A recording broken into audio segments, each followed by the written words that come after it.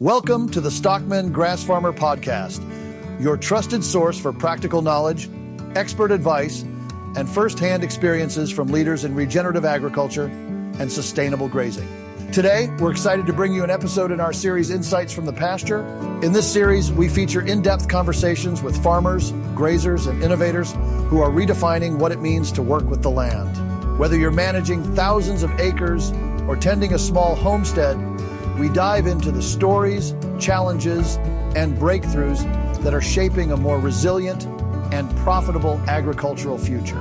We'll cover everything from pasture management and multi-species grazing to cutting-edge tools and techniques, bringing you insights straight from the field. This isn't just about theory. It's about getting into the details of what works, what doesn't, and why.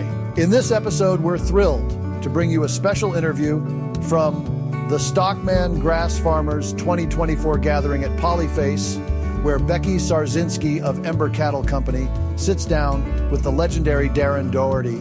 Becky, a Virginian native and lifelong farmer, grew up on her father's farm, Mountain Glen, and now runs her own low-input South Pole cattle operation, Ember Cattle Company. With over 15 years of experience and a deep knowledge of managed intensive grazing and regenerative agriculture, Becky is the perfect person to explore ecological farming practices. Having recently transitioned full-time into farming, she's our kind of farmer, passionate, experienced, and committed to restoring the land through nature-mimicking methods and adaptive grazing. In this interview, Becky draws on her years of experience and dedication as she dives into understanding landscape function and holistic management. Darren Doherty, a seasoned project manager, shares his deep understanding of landscape function and holistic management. He'll offer practical insights on observing landscape health, refining grazing practices, and exploring the crucial link between food culture and land health. Darren's experience and passion make this episode packed with actionable advice, especially for beginners looking to enhance their land management skills. Don't miss this in-depth conversation with Darren Doherty. Let's dig in. And for more insights and resources, be sure to check out the show notes for our latest specials and exclusive deals. Talk a lot about increasing the land function. Mm-hmm. The landscape function. Landscape function. Yeah. So, what does that mean? Well, what it basically means is trying to look at a range of different indicators. Mm-hmm. So things like that you can observe at the soil surface. Mm-hmm. So, for example, when you're looking at, say, it's kind of we first based it off what Kirk Gadzia did with his Bullseye program, I suppose you call it. He wrote a book on the Quivira Coalition published, I think, in about 2010 or 11, which is called Bullseye, Realising Your Rangeland Objectives or something like that. Kirk was my first holistic management teacher. And basically he made a dartboard, where you had a gold, silver and bronze, and the spokes of the dartboard, if you like, were that if you looked at plant pedestalling, right? So if you look at a perennial plant, were you able to see that the perennial grass, that the soil was actually at the same level, or was it up on a pedestal? Because that would indicate erosion around that, right? Or, sheet erosion. Yeah. Did you have was manure being incorporated? Right? Was there the visible decomposition of the manure? So as I talked about yesterday, you come here to Polyface or a lot of places, and dung beetles attack the manure it disappears in a day or two, right? The flies barely get a chance, right? Mm-hmm. Then you go to other places and, it's desiccated on the soil surface years later, right? And a rain will wash it all away, so there's no incorporation, it all goes into the air. Then there's litter incorporation and litter decomposition. How much of the soil surface is armoured by biological decomposition of the litter that comes from the plants? Because, even when plants are dead or the season's dormant, or it's a dormant season, I should say, you still want to have some form of a soil armour. So even if there's not a lot of decomposition, the fungal hyphae and other species are actually holding it all together, knitting it together. So it holds. So all of those things then, and a bunch of other things that you observe, then lead you to understand how much infiltration you'll get. So landscape function could be described as observing all of these outcomes, you might say, that are then leading to understanding whether you've got good rainfall infiltration, whether you've got good soil stability, and whether you've got good nutrient cycling. And they're the three main outcomes, I suppose, that you're looking to get with landscape function. And if you can get those things done, then happy days. Now, of course, then you zoom in on that, and as we heard from John Kemp today and others, then there's the nitty gritty of what I call pulling the levers, the grazing levers, or whether you go 1 day and a big space, or 3 day grazers, 11 moves a day, whatever it is, whether you put in cover crops, whether you, do all sorts of different things, treatments as we call them, as to whether you're going to accelerate that process to getting good landscape function or not, right? And more production and more profit, hopefully. And that's the dance, I suppose, is how much labour and input versus how much product you're putting out. Right, yeah. That's a really interesting way to put it, too, because it's like, I mean, I'm sure one of the strategies you could use your cattle. I got cattle, so I'm just going to use cattle as an example. But using your cattle to get some type of impact on the land base so that you can see all those things you were just talking about in the soil so that you know that you are going down the right path. I mean, is that kind of the one thing that you suggest for folks too? Well, absolutely. Well, you see so many people get a sense of paralysis by an analysis, which is an often used term. But when it comes to monitoring, and they get really scared of monitoring, I need to do transects and I need to do this and I need to do that. And look, there's validity to all of that. But I think that people, like I often say that, success is when mastery is achieved as quickly as possible. And the corollary of that is that I would say that you're going to start off pretty high on observation because it's all new to you and it's exciting, and you're infatuated with it. You're hanging out with the cows that become your new best friends and all the rest of it, as does the grassland itself. And there's a heightened familiarity that you go through. And a thing I've said to a lot of people is, I remember years ago, one of my clients said to me, he was a bit despondent, and I said to him, because he just thought, I'll never get as experienced as all these old guys that are around me, because he was a young grazier and he's surrounded by a lot of old men who, he'd been in that district for a long time, and he was a sort of new kid on the block, and him doing new things made him put his sort of head up. Right, and when you do new things in everyone else around you doing set stocking or whatever, you come in and with your fancy ways, you immediately become the new kid, and you're up for a bit of potentially even abuse, right? And I said to him, look, this is how it works.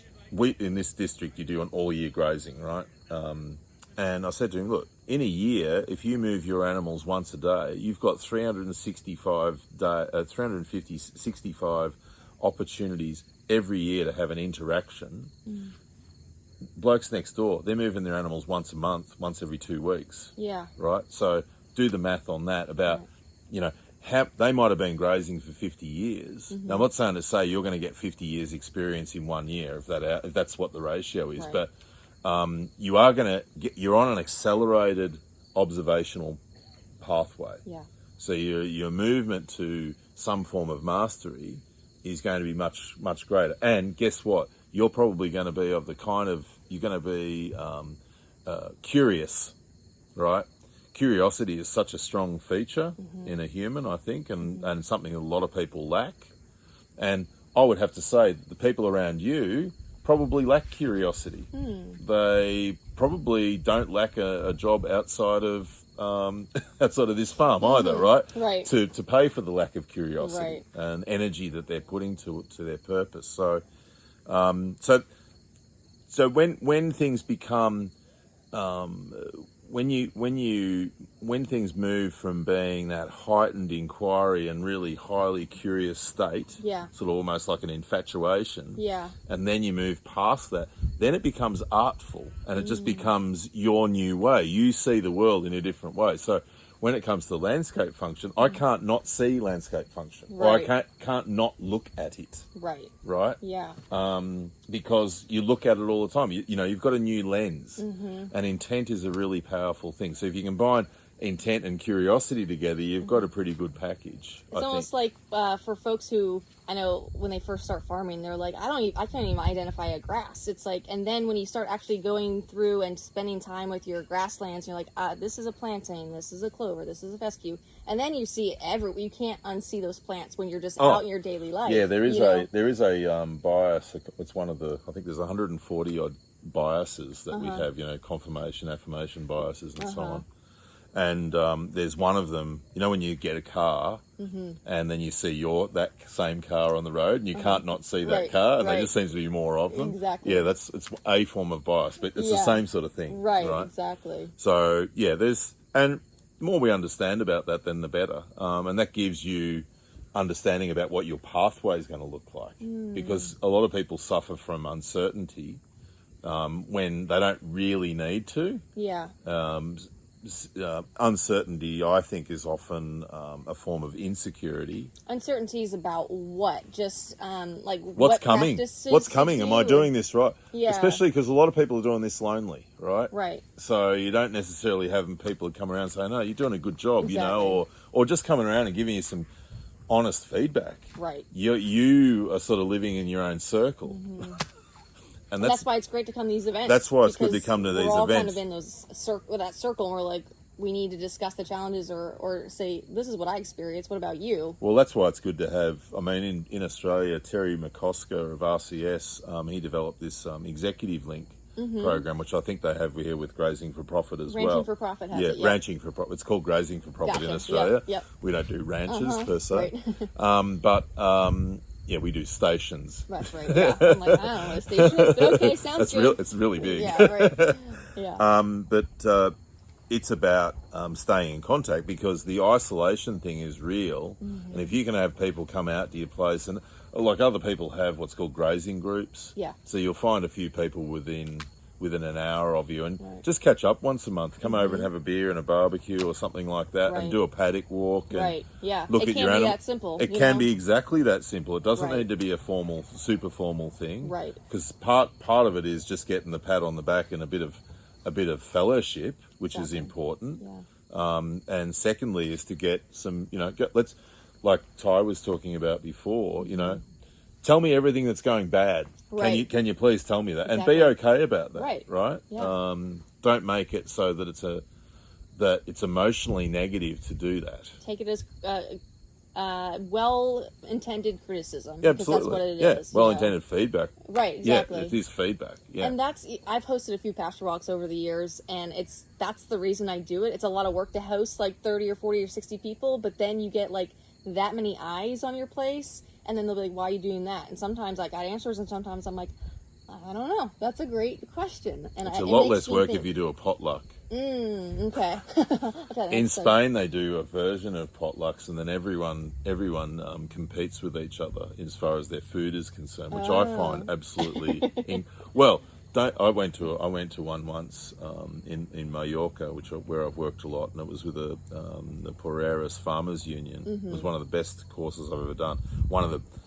We didn't do the catering; the farmers did their own catering. Oh, cool! And it was so good. There was all these pot pies and empanadas and wines and cheeses and dried fruit. It was just like I've still got a photo of the table. It was just amazing. Oh, I love it. But the farmers during the breaks, they were coming up and saying, "Don't have their sobrasada, which is a sausage. Don't have theirs. Have mine. Mine's better." Which I thought, isn't that the best competition? Right. Yeah, absolutely. And we don't have enough of that sort of. I mean, that's the best form of competition. Yeah, and that's a playful, fun form of competition. Absolutely. Yeah. Oh, some of them are deadly serious. Yeah. But, I think food is often, it's something that's not considered. I've been to a lot of farmers' farms where they produce all of this food, but you never consume it. Yeah. They still buy outside, or they still eat badly. It's a lot of times I see a lot of farmers who are growing a lot of food. I put that in quotations because I don't know if it's technically food or not. I think John was saying, is it food or a crop? And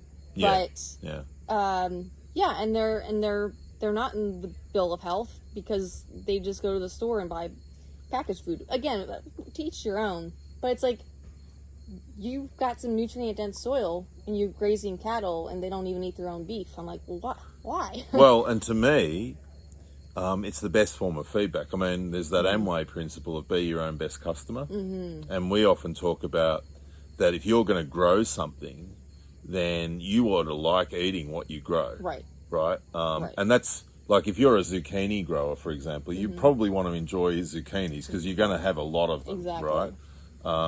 Well, they do say that the best drug dealers are those that don't consume the product, but that's a whole other business model.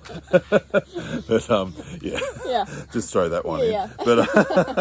But you need to, like, I've got clients, for example, who slaughter their own animals on their own farms, and they do that as critical feedback because that gives them they've got an autopsy. That's the way they look at it. Yeah, absolutely. And they've become totally invested in a whole connection between the bodily health of that animal, whose life they're taking, so they owe them that respect, as well as, and they then connect that with what they're doing and what they're doing well or what they're doing not so well. You have clients all over the world. Yeah. Do you think, this is a curiosity question for me, do you think Americans just don't value or respect food anymore versus other countries? Depends on where you are. I think Australia and the United States, New Zealand, England. I'd say most of the Western countries, and I wouldn't include Spain or Italy in that because while they're Western, they're sort of a subset. Right. But if I say the English-speaking Western countries, and to an extent Germany, the food culture is not as strong as it once was, and that's really sad. And you see, like the appearance. The body appearance of people in the United States is not that different to Australia. Australia's catching up to the United States obesity rates are through the roof, as is chronic disease. We're not that far behind that, right? And you see every time I come here, when we go through, you can't use an airport as an example, right. But just around general life, and even at this workshop today, I don't want to focus on people's body images being an expression of their diet, but it is an expression of diet. Right. And so, I think it's not just here, right? And people say, oh, it's the American diet. Well, it's not just the American diet. People have been sucked into convenience everywhere. Yeah. And being sucked into other people preparing what they think you should eat. Right. And they've done a good job of marketing that. Right. And making it convenient and so on. So, yeah. But I think that people definitely need to arrest that. And that is part of the healing that, you shouldn't be just healing your land. A lot of people do an exceptional job of healing their land, but are not doing anything about healing themselves on a whole range of levels, including the healing of their diet. Yeah. And celebrating that and having the enjoyment of being proud of what you produce and learning how to cook. I mean, No, I get it. I proudly cook most of my meals and enjoy the fruits of my cattle. Yeah. Last question, because I know you've had a long last 2 days and I've been answering a lot of questions for all of us here. But for someone maybe starting out and doesn't have a lot of experience when it comes to just keeping things simple, when it comes to just watching and observing their landscape, what are just maybe 1 or 2 tips that they can take with them now and just immediately go outside and be like, okay, look at their farmscape, be like, okay, I need to observe this now and maybe keep observing it over the years to make sure I'm going on the right track, or some just fun things that they can start observing? Well, the landscape function number that we talked about before, that's probably one of the clearest things that they could do, and that, you just need a set of at least one eye that works. Yeah, right. Helps if you've got knees that allow you to get down on the ground and get back up again. So that's probably the simplest and freest and most, I would say, thing that you can record quite easily, whether it's just in memory or by filling out a simple chart and using a camera to take a photo of. That, if you have, I think having livestock is one of the more powerful tools that you can have, because you get direct feedback. So when you started, you're probably your first day, you're putting out the fence and you're going, well, I don't know if I've put out the right amount of fence, right? And so on. And I put it out, took it up, and decided to move it this way. And exactly. then I was like, just put them in. Yeah, and you did, right? Just go. And then you got your feedback from that. And then the next day, what was it like? Exactly. Right? Yep. It was a bit better. Yeah.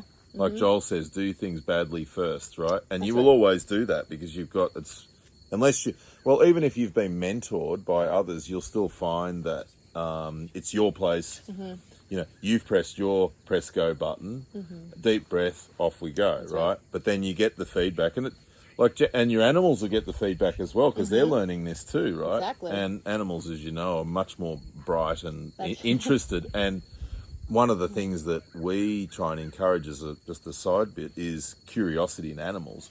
Curiosity in animals and their diet is increased as they de-stress. So as you actively de-stress an animal, its curiosity increases.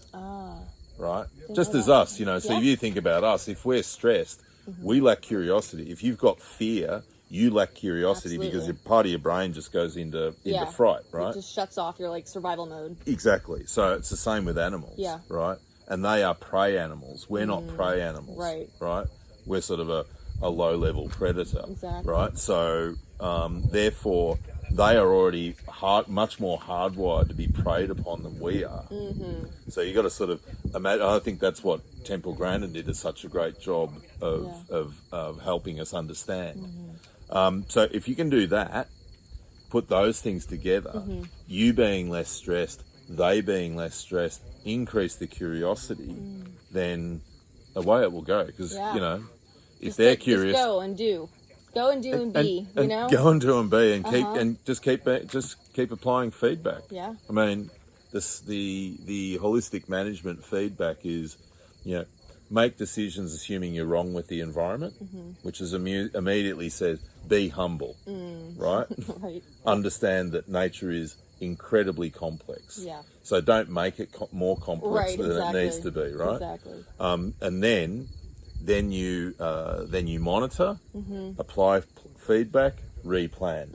And that's exactly what you're doing with your daily or twice daily moves, or however you play that with livestock. So you have a greater opportunity with livestock because of that daily, bi-daily, whatever it is, feedback that you're getting. Read the land that they were on, read the cows, see what their manure is, read the dung beetles, read the plant. There's so many things you can read. I was out with Joel the other day, and we moved, the first day I got here, and we moved the cows. And he moved, and he said, I never get sick of this. Yeah. And how many thousands of times, as what is he, 67 years of age, 10 years older than me, and how many thousands of times has he done that, and to still be in, and it's a simple thing. I mean, you just left the fence and there's just a rush of cows going into the next end.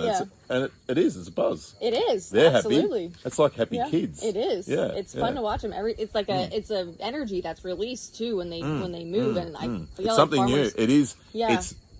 It's something new, because especially if you're doing it as you should, you're not doing it you might do it at 4:00 every day, whatever that works, but you're coming into a new area that they haven't been into at that time of year before, or maybe 5 years before. So you've always got that mosaic going on. Yeah. So anyway, awesome. They're my main two things. Awesome. All right. Well, thank you so much, Darren. No worries. I appreciated your presentation this week at the Stockman Grassfarmer event, and thanks for sitting down and chit-chatting with me for a little bit and helping us spread the good word about how to increase our landscape function. Good on you. Thank you for tuning in to the Stockman Grassfarmer Podcast.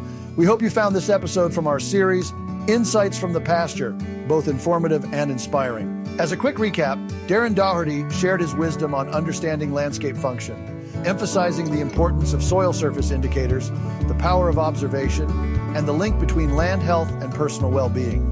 He offered practical tips for beginners, like using livestock behavior as a feedback tool, and highlighted the value of humility and adaptability in holistic management. Don't forget to check out the show notes for our latest specials, exclusive deals, and more resources to support your journey in regenerative agriculture.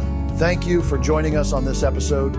Be sure to subscribe, leave a review, and share with fellow grazers and farmers passionate about sustainable land management. Until next time, keep working with the land and keep learning.